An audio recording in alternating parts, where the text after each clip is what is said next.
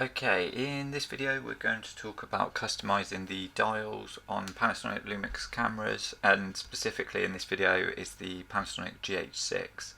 And we've gone through and we've essentially, in the playlist on this channel for the GH6, we've gone through and we've customized almost everything on the camera. We've done the front buttons, we've done the back buttons, we've done the joystick, and we're sort of systematically going through all these options. So in this one we're going to go through the dial on the back, and you'll have to bear with me a little bit on this one because it's one of the more complicated ones, but it's actually one of the better ones to kind of use.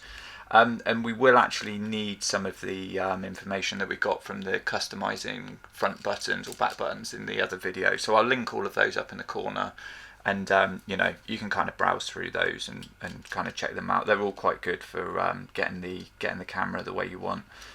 So this dial set one is really useful. So if we jump into the camera, and then we want the cog or the gear, and then we want the top wheel icon, and that's the operation menu, and then we jump into what's called dial set.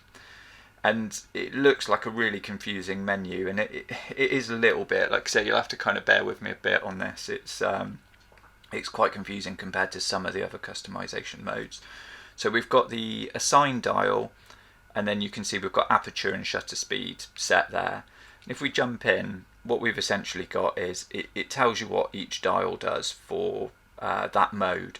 So they're sort of as you'd expect. You know, if you're in the program mode, it's just the program option. For aperture mode or aperture priority, it changes the f-stop. For shutter speed or shutter priority, sorry, it changes the shutter speed. Both dials change the shutter speed. Both of them change aperture priority in this one.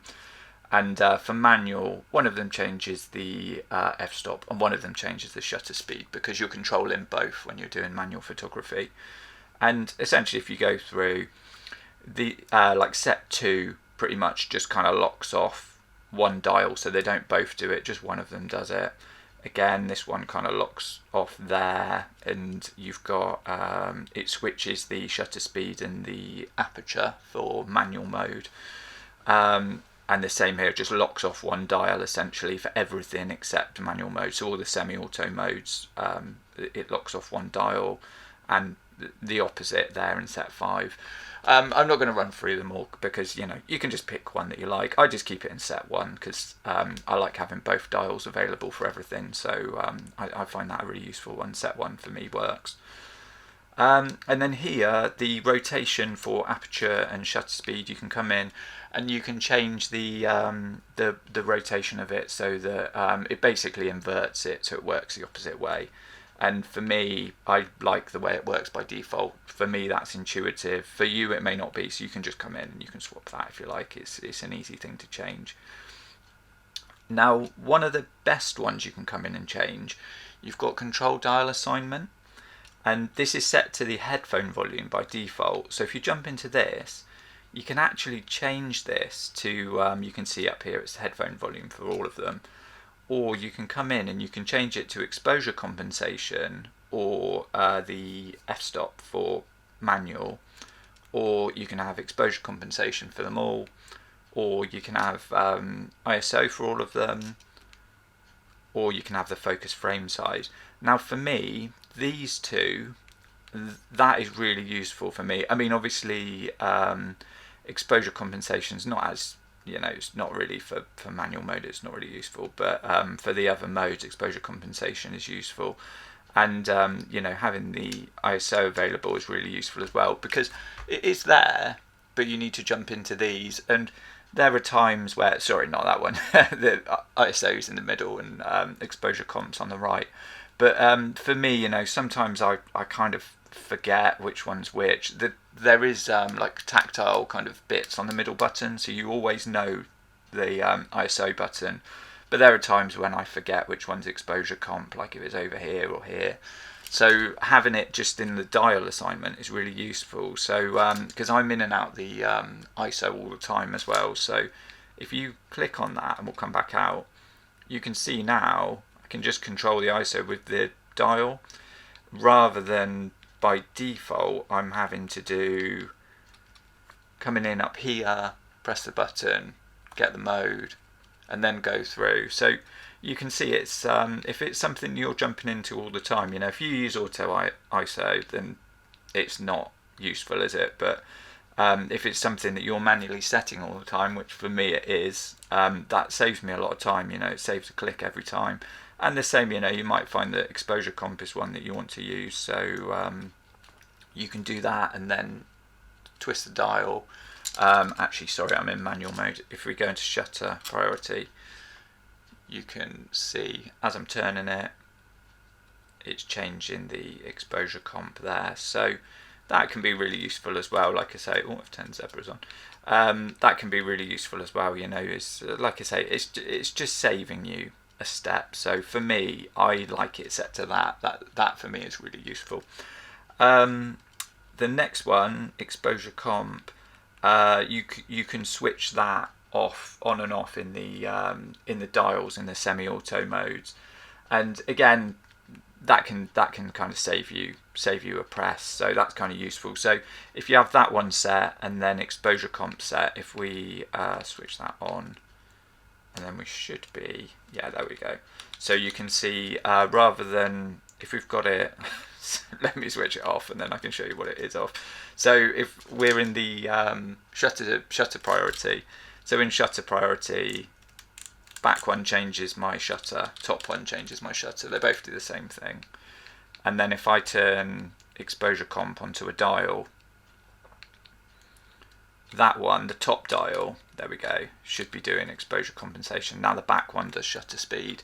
If we do the second one down, this one, that should be our back dial doing exposure comp, which it is, and then the top dial now does shutter speed. So you can see you've got like a bit of an option there. So for me, like I say, for control dial assignment, ISO, I like that. And then the exposure comp, I do actually like setting that to the back dial. And then this one always controls my shutter or my aperture, and then this one controls the exposure comp. Like I say, it works the same in, so if we go aperture priority, you can see you do the back dial, it does that, it works for all those semi-auto photo modes. And then if we go to the dial operation switch setup, so this one is again a little bit more kind of confusing. It's like a temporary override, this one.